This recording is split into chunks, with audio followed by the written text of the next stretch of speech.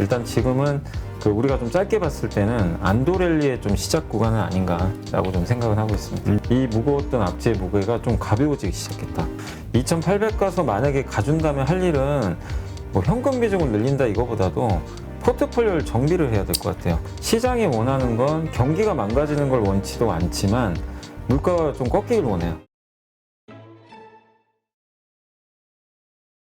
네, 오늘 모신 분은 이베스트 투자증권 염승환 이사님입니다. 네, 안녕하세요. 네, 자 일단 오늘 이제 5월의 마지막 날이에요. 다행히 이번 한 주간 그래도 좀 한 주간이라 봐야 며칠 안 되니까 그죠. 어제 흐름이 좋았는데 지난 주말부터 네. 어떻습니까? 일단 5월의 그 악몽은 이제 끝난 것으로 봐야 될까요? 이제 5월까지 너무 힘들었고, 뭐 사실 우리 한국도 한국인데 미국이 더 힘들긴 했죠. 그래서 그렇죠. 전 세계 증시가 다 힘든 구간인데 갑자기 이제 지난주 말이었죠. 이제 지난 주말에 갑자기 미국 증시가 급등했는데 그게 그냥 단지 뭐 많이 빠져서 올랐다기보다는 물론 그런 것도 있겠죠. 근데 내용이 좋았어요. 이제 물가가 드디어 고점 찍은 거 아니냐. 이제 이 기대감이 좀 붙어버렸고 그런 상황에서 그래도 미국 PC 지표라 그러죠. 개인 소비 지출이 어쨌든 약간 둔화는 됐는데 이게 또 너무 꺾이면요.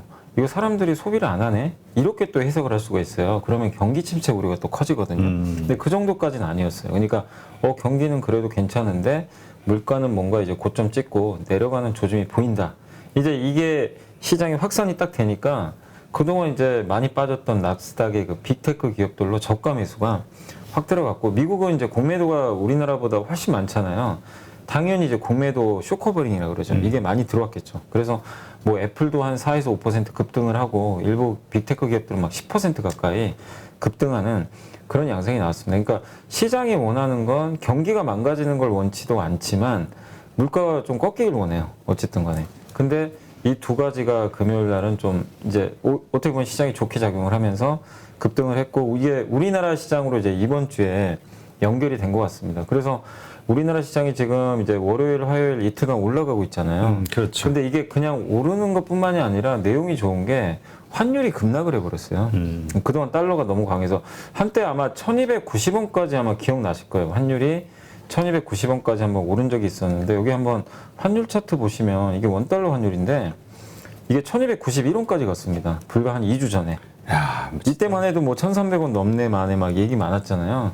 증시가 되게 안 좋을 때인데 지금 보시면 환율이 막 이게 무너지고 있어요. 갑자기 그렇죠. 원달러니. 그러니까 이 얘기는 뭐죠? 원화가 올라가고 달러가 급락한다는 얘기죠.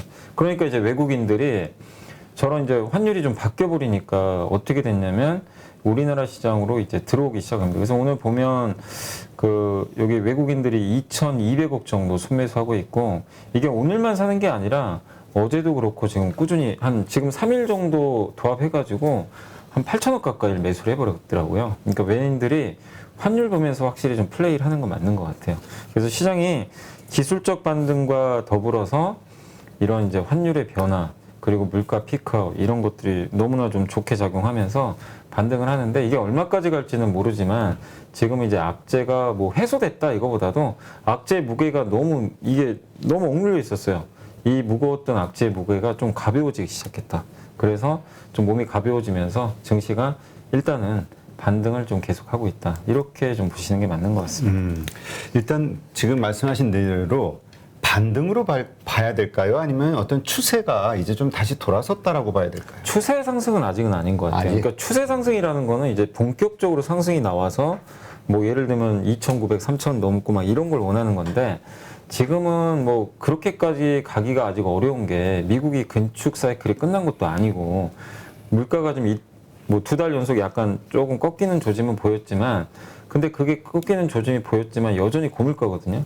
그러니까 그 정도 물가가 지금 미국이 지금 소비자 물가 지수가 8%가 넘는데 이게 원래 목표치는 2%예요. 물가 지수 목표치는 2%입니다. 연준이 원하는 건 아직도 괴리가 너무 커요.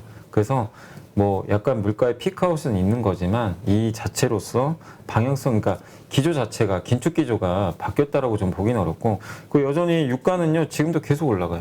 예, 그러니까 유가 지금 여전히 꺾이지 않고 있고 전쟁은 지속되고 있고 중국은 이제 좀 살아나겠죠. 이거는 긍정적이에요. 중국이 이제 코로나에서 좀 벗어나니까 이 부분은 좀 긍정적일 수 있지만 그런다고 해서 중국 경제가 뭐 갑자기 막 예전처럼 호황으로 가는 것도 아니거든요.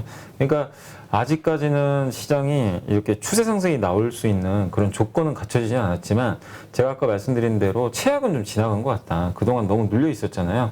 이 눌려 있던 데서 무게가 완화되면서 어느 정도의 기술적 반등. 그러니까 저는 한 2,800까지는 그냥 기술적 반등으로 봐요. 2,800 까지. 800 정도까지는 이제 그냥 요 정도 흐름이면 충분히 좀 갈 수 있다고 보는데 여기서 레벨업을 하려면 전제 조건이 있어야 돼요. 지금 시장이 제일 우려하는 게 어쨌든 경기 침체거든요.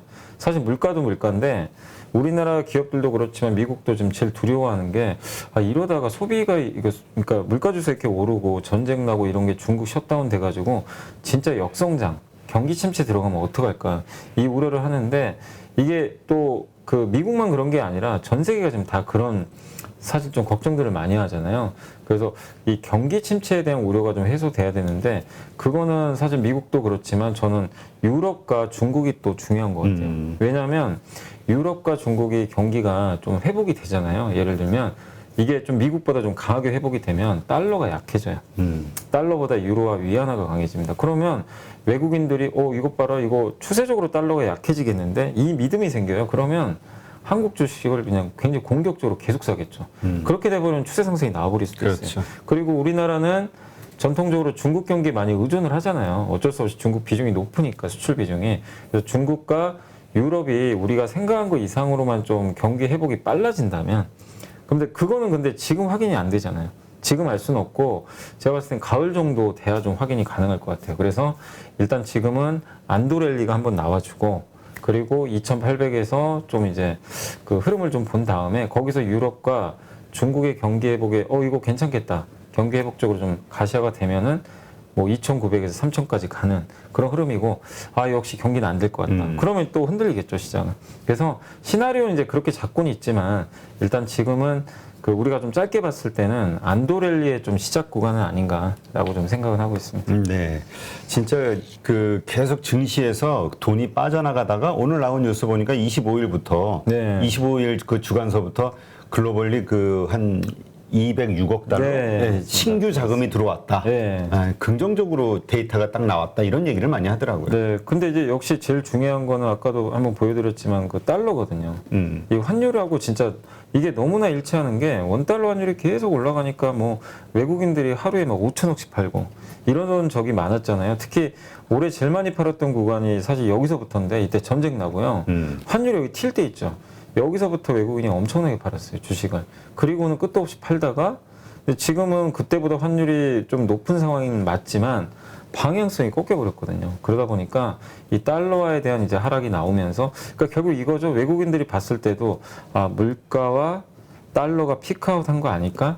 이걸 좀 생각을 하는 것 같아요. 그동안 또 많이 팔아놨고 그래서 이제는 좀 그 급하게 한국 주식에 대해서 좀 매수를 좀 늘려가는 그런 흐름인 것 같고 외국인들 입장에서도 이 정도 환율에서 주식 사가지고는 사면 만약에 환율이 1,200원 깨지면 환차 이익도 얻을 수가 있잖아요. 네, 그런 부분이 있다 보니까 달러화의 좀 하락에 좀 베팅하는 그런 좀 저가 매수세가 좀 글로벌리하게 우리나라에 들어오면서 시장이 좀 반등하고 있고 이건 우리나라만 그런 게 아니죠. 뭐 중국도 최근에 그렇죠. 그러니까 그래서 아시아 시장이 전반적으로 달러화 약세의 영향을 긍정적으로 받고 있는 것 같습니다. 네. 안녕하세요. 815 모니톡 시청자 여러분, 이베스트 투자증권의 염승환 이사입니다. 2022년도 주식시장 전망과 투자 방향이 담긴 요약집을 제가 직접 작성하였으니 새로운 투자를 준비하시는 마음으로 꼭 한번 읽어보시기 바랍니다. 신규 발간된 2022 트렌드 요약집을 받을 수 있는 방법을 알려드릴게요. 요약집은 이베스트 투자증권 계좌를 처음 만드신 신규 고객님이라면 누구나 신청 가능합니다. 계좌 개설하는 방법 안내해 드릴게요. 먼저 플레이스토어, 앱스토어에서 이베스트 모바일 앱을 설치하신 후 다이렉트 계좌 개설을 진행하시기 바랍니다. 계좌 개설 시 개설점은 반드시 다이렉트로 선택하셔야 합니다. 마지막으로 이벤트 코드란에 815를 입력하시면 이벤트 신청이 완료됩니다. 이벤트 신청 고객님께는 요약집뿐만이 아니라 주식 투자 시 바로 사용 가능한 주식 상품권 5,000원권도 저희가 입금해 드리니 참여하셔서 혜택 모두 꼭 받아가셨으면 좋겠습니다. 2022년 주식시장 전망과 메가 트렌드 산업 내용, 주식 트렌드 요약집에서 꼭 확인해 보세요.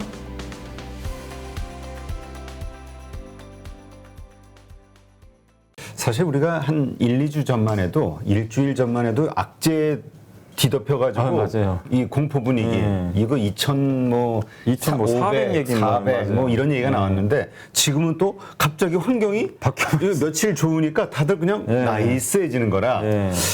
근데 지금 어쨌건 이제까지의 그 악재들이 호재로 변하는 이게 이제 호재가 될 것이다라고 이제까지 얘기해 왔잖아요. 그렇게 보일 만한 것들이 좀 있을까요?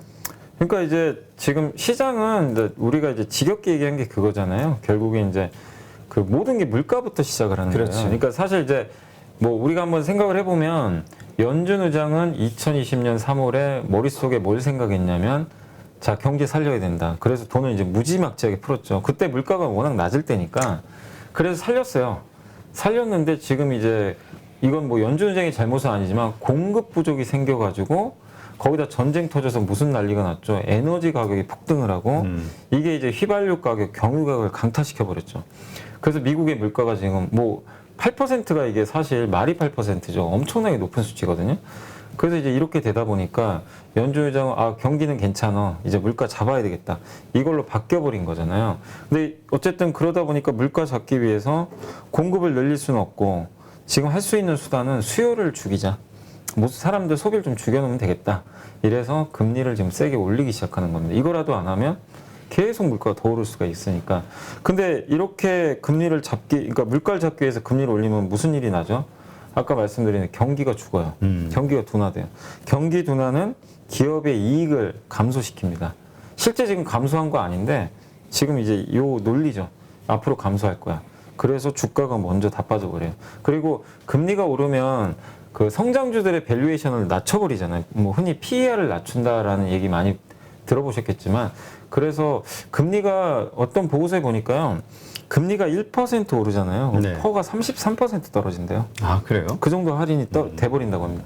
근데 실제 놀라운 게 나스닥이 30% 빠졌어요. 고점 대비해서. 거의 비슷하죠. 그러니까 지금 빠진 거는 PER만 가지고도 빠져버린 거예요. 그냥 금리 때문에. 근데 이 금리를 만든 주범이 뭐냐? 결국엔 공급 부족, 물가라는 거죠. 그러니까 사실은 모든 건 물가거든요. 이 물가가 해결이 돼야 되는데 물가가 이게 과연 해결이 될까? 여기에 대한 이제 의문부가 계속 있는 거예요. 근데 지금 시장이 이렇게 안도랠리가 나오는 건 아, 이제 더 이상 물가는 안 올라갈 것 같다. 이 정도는 고점 아니냐? 그럼 이 정도 하락했으면 이제는 좀 한번 랠리가 나와도 이상하지 않겠다. 그런 이제 심리가 좀 퍼지면서 올라가는데 근데 물가라는 게 또 만약에 이게 지금은 좀 진정됐지만 갑자기 뭐 6월, 7월에 또 올라가 버리면 상황이 또 바뀌는 거예요. 그렇죠. 네. 그래서 물가가 기조적으로 좀 안정화되기 위한 뭔가 시그널이 나와야 되는데 그러기 위해서는 저는 어쨌든 전쟁이 좀 빨리 끝나야 된다라고 좀 보고 있고 제가 좀 제일 걱정하는 거는 뭐냐면은 이건 괜찮아. 이제 그 중국이나 홍콩도 리오프닝을 하잖아요. 이제 그렇죠. 뭐 상해도 많이 줄어들었으니까 이건 긍정적입니다. 왜냐하면 일단은 물류난이 좀 해소가 돼요. 물류난이 해소되면서 물가에도 긍정적인 영향을 줄 거고 중국의 공장들이 많잖아요.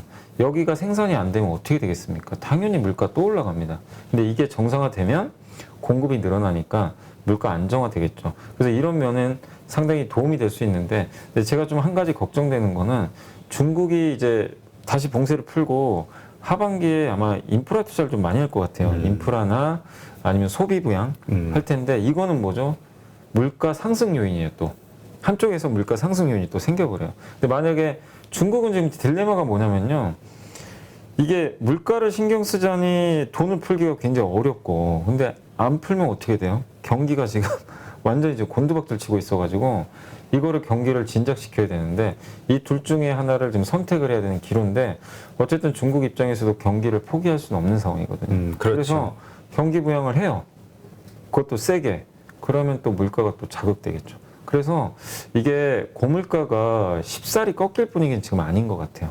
그래서 추세 상승까지는 아직 나오려면 조금 좀 시간이 걸리는 게 그 물가가 어느 정도 이제는 좀 피크아웃 진짜 해서 꺾이는구나. 이 데이터를 확인하기까지는 몇 달이 좀 걸릴 수밖에 없거든요. 그래서 지금은 어쨌든 좀 단기적인 랠리 정도로 좀 여러분들이 반등. 생각을 해주시고 중요한 건 아까도 제가 이제 말씀드렸지만 결국 물가와 경기거든요. 그래서 물가 측면에서 구조적으로 좀 꺾이는 모습이 하반기에 나오면 진짜 이제 추세 전환이 가능하고 한 가지 더 아까 앞서 설명드린 대로 그 유럽과 중국의 경기가 이제 생각보다 빨리 회복되는지 이것도 중요합니다. 경기가 빨리 회복되면 달러가 약해질 수밖에 없기 때문에 그래서 이 두 가지가 서로 막 이렇게 좀 동시에 좀 일어나기가 되게 어려운 상황이긴 하지만 그렇죠. 이 부분들이 하반기에 이루어진다면 진짜 우리가 생각한 것보다 훨씬 더 좋은 장이 나올 수도 있어요. 그러니까 지금 이렇게 며칠 좋다고 이렇게 투심이 예. 이렇게 바뀌는 걸 보면은 또 언제 그랬냐는 듯이 맞아요. 또 이게 또 예? 예. 예탁금이 쌓이면서 또 공격적으로 또 뭐가 또 될 것 같기도 하다는 네. 느낌이 들기는 해요. 그래서 어쨌든 지금은 그래도 단기적으로는 6월은 어쨌든 반등으로 보자. 반등으로. 예, 반등은 하는데 7월, 8월에 또 물가 상황이나 이런 거 보면서 한 번 더 흔들릴 수도 있고 아니면 그게 진짜 생각보다 괜찮으면요 그냥 더 치고 갈 수도 있어요. 그래서 일단 지금은 어쨌든 긍정적으로 지금은 바라보는 거는 맞는 것 같습니다. 네. 그리고 이번 반등의 폭은 말씀하신 대로 2,800선까지? 그 정도까지는 보고 그 있어요. 정도까지. 예, 그 정도까지는 기술적 반등으로도 충분히 가능하다고 봅니다. 근데 그러면 그때 그 들고 있으신 분들 입장에서는 조금 비중을 줄였다가 네. 그다음에 다시 또 조정이 올 수 있다. 반등이라는 건 다시 내려간다는 얘기니까 네. 다시 저점에서 또 사야 되는 거 아니야? 기술적으로? 근데 이제 그게 참 어려운 게 2,800 갔다가 2,600 올 수도 있고요. 700이 올 수도 있고 그냥 옆으로 가다 더 갈 수도 조정하다가? 있어요. 근데 그 상황을 몰라요. 그때 한두 달 후에 물가, 경제 이거를 여러분이 예측하기 되게 어렵잖아요. 저도 모릅니다. 그래서 2,800 가서 만약에 가준다면 할 일은 뭐 현금 비중을 늘린다 이거보다도 포트폴리오를 정비를 해야 될 것 같아요. 포트폴리오. 그러니까 지금 하는 것보다 이제 지금 약간 반등이 나오면 다 올라갈 거 아니에요. 그렇죠. 웬만한 기업들은 한 번씩 다 돌아가거든요. 그때 내가 물린 것들 중에 막 좀 골치 아픈 것도 있을 거고 얘는 가망이 없어 보이는. 근데 그런 기업도 지금 사실 못 팝니다. 너무 많이 빠져 있으니까. 그렇죠. 예. 근데 다 올라올 거예요. 그럼 그럴 때 이제 진짜 옥석가리 해야 돼요. 왜냐하면 2,800일 때 한번 이거를 꼭 해주셔야 되는 게 펀더멘털이 취약하거나 너무 고평가돼 있거나 아니면 앞으로 좀 기업 가치가 이렇게 좋아질 게 별로 안 보이는 기업들은요. 나중에 장이 한번 휘청이잖아요. 또 그럼 빠져요. 같이 빠지는데 그 다음에 다시 이제 증시가 추세 상승 나오잖아요. 그런 기업들은 선택을 못 받아서 주가 못 가요. 근데 주도주군으로 이제 형성될 그런 기업들 앞으로 가치가 좋아지고 이런 기업들은요 2차 이제 상승이 만약에 나온다면 그때는 치고 가버리거든요. 그래서 내가 그러니까 여러분들이 하실 거는 뭐냐면 지금 여기서는 이제 내가 어떤 포트를 그러니까 지금 올라가는 건 좋아요. 올라가서 뭐 2,750, 800까지 갈 수도 있고 뭐 물론 못 갈 수도 있죠. 그렇지만 간다고 우리가 생각했을 때 환경상 그 상황에서 여러분들이 그냥 그냥 좋아만 할 게 아니라 드디어 반등하는구나. 머릿속에 갔을 때 나 어떻게 포트를 한번 구성할까? 이걸 꼭 고민해 보세요. 그걸 하셔야만이 이게 진짜 그 기나긴 좀 악순환의 고리를 끊어낼 수가 있어요. 여러분들도 아마 이게 초보 투자분들 아직 경험은 없으시겠지만 한 뭐 5년, 10년 정도 하신 분들은 제가 무슨 얘기 하는지 분명히 아실 거예요. 왜냐 이런 경험을 왜 하게 되냐면 물려 있는데 반등이 나와요. 대부분 이러거든요. 에이, 올라가겠지. 그렇지. 그냥 냅둬요. 어떻게 발생하냐면 그 중에 내가 가지고 있는 거의 절반은요 빠져요 다시. 그리고 갖고 있는 것 중에 절반도 같이 빠지는데 덜 빠져요. 그랬다가 무슨 일이 발생하냐면요 다시 랠리 나올 때요 이 많이 빠진 애는요 안 갑니다. 그랬다가 뭐 좀 안 좋은 뉴스 나와서 저점 깨는 경우도 있어요. 근데 이 좀 견조했던 기업들은 다시 치고 가는 경우가 되게 많아요. 아마 이런 경험들 많이 해보셨을 거예요. 이렇게 한 5년, 10년 하신 분들은. 그래서 포트폴리오 재정비가 되게 중요한 구간이니까 한번 내가 2,800 갔을 때 어떤 식으로 한번 포트폴리오를 고민을 해볼지 그거에 대한 좀 약간의 계획을 지금부터는 꼭 세우셔야 될 것 같아요. 그러니까 이별할 준비는 좀 해야 된다. 저는 모든 기업을 갖고 갈 필요는 없다. 그러니까 그 못 파는 이유 중에 하나가 내가 산 가격에서 네. 아직도 손실이 나고 네, 있으니까. 맞습니다.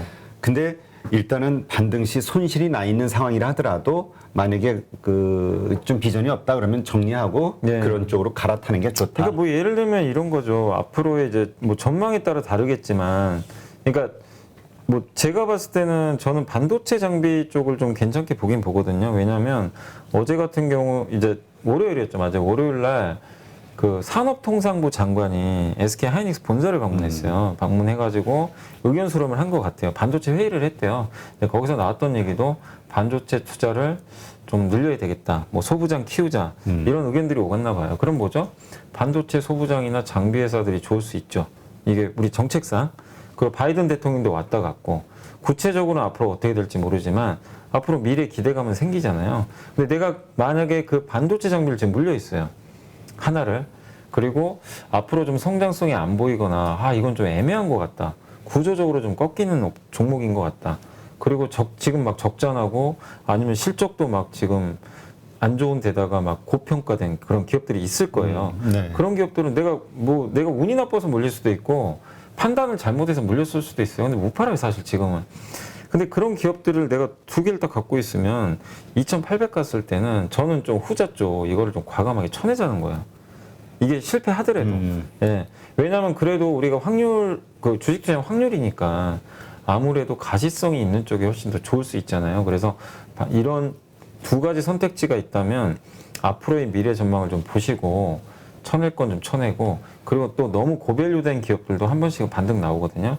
근데 그런 기업들 중에서 앞으로 실적이 좋아질지 안 좋아질지 뭐 계산하기 좀 어렵거나 하시는 분들은 그런 기업도 좀 힘드시죠. 물론 손절하기 정말 뭐 저도 이런 말씀드리기가 좀 힘들지만 과감하게 좀 정리를 하셔가지고 저평가돼 있거나 확실히 좀 괜찮아질 만한 지금 괜찮아질 만한 기업들도 굉장히 많이들 빠져 있었으니까 이쪽으로 한번 과감하게 교체를 한번 좀 진지하게 고민을 해보셨으면 좀 좋을 것 같아요. 제가 좀 워낙 다른 주주분들한테 좀 조심스러워서 특정 섹터나 기업을 얘기하기 좀 어려워가지고 그렇게 말씀을 좀 못 드렸지만 그건 좀 양해해 주시고 아마 여러분들도 아실 거예요. 그러니까 투자하신 분들은 앞으로 뭐가 좋아지고 뭐가 안 좋아지는 걸 알고는 계실 겁니다. 그러니까 지금 우리가 지금 장세에서는 실적 장세라고 하잖아요. 그러니까 실적이 좋아지는 기업들을 주로 사자. 그리고 작년에 많이 올랐던 주식들이 이제 기대감, 꿈을 맞았죠. 가지고 성장했던 그 성장주들 요거라고 우리가 생각하면 되겠죠. 네, 근데 그런 기업들 중에도 돈 잘 버는 기업도 있어요. 앞으로 이건 점유율도 늘리고 그런 기업들은 이제 보유하신 분들이 각자 아실 거예요. 근데 막 계속 적자 또 나고 점유율도 떨어지고 경쟁은 치열해지고 그런 기업들은 그러니까 언제까지 우리가 기다려야 될지 기약이 없잖아요. 그리고 지금은 말씀하신 대로 꿈에 베팅을 못 해요. 사람들이 이제 현실을 보니까. 그렇죠. 그래서 더더욱 힘들거든요. 그래서 한번 과감하게 좀 교체를 2,800선 만약에 근접을 하게 되면 고민을 좀 진지하게 해보실 필요가 있는 것 같아요. 알겠습니다. 한번 들고 있으신 분들은 하여튼 고민이 깊어질 수밖에 없어요. 이게 수익이 나신 분들 같으면 그냥 익절한다. 네. 가벼운 마음으로 그러는데 내가 지금 여기서 올랐다고 팔아도 아직도 마이너스 20인데 마이너스 30인데 이런 분들은 정말 괴롭겠죠. 근데 그거를 그러니까 평생 주식 투자를 하실 때 그거를 앞으로도 수십 번 반복하실 거예요. 하시다 보면은 이런 일들이 또 나옵니다. 그럼 그때마다 그냥 언젠간 가겠지. 방치는 아닌 것 같아요. 그래서 한번 이번에라도 내가 10개 중에 하나라도 한번 실천은 한번 해보시면 나중에 그게 이제 점점 되니까. 아니면 또 그런 것도 괜찮을 것 같아요. 예를 들어서 내가 100주를 가지고 있으면 100주를 다 팔고 다른 걸 이렇게 하는 게 아니라 그중에 한 20-30% 정도는 그래도 괜찮죠. 테스트 해보는. 네, 하여튼 뭔가 변화. 지금 내가 문제가 있는 상황이라면 어떻게 변화를 통해서 개선할 것인가 한번 시도해보는 거 필요할 것 같습니다. 이게 2020년 그 유동성 펌프에 의해서 올라가는 장이면요. 그냥 무조건 다 기다리시면 다 올라가요. 그런 장은 맞는데 지금 아시잖아요. 지금 유동성 펌프제를 못해요. 연준은 돈을 이제 회수한단 말입니다. 6월 1일부터는 양적 긴축까지 들어가요. 이런 환경에서는 결국 실적 좋고 가시성이 있는 것만 사람들이 이제 몰리게 돼 있어요. 그렇기 때문에 모두 다 갈 수 없는 환경이라서 제가 좀 포트를 교체해보자라고 좀 말씀을 드리는 겁니다. 네, 알겠습니다. 참고하시고요. 누구나 1시간 안에 200개 종목에서 좋은 종목을 고를 수 있는 그런 능력을 배양할 수 있도록 제가 도와드리려고 그렇게 하고 있습니다.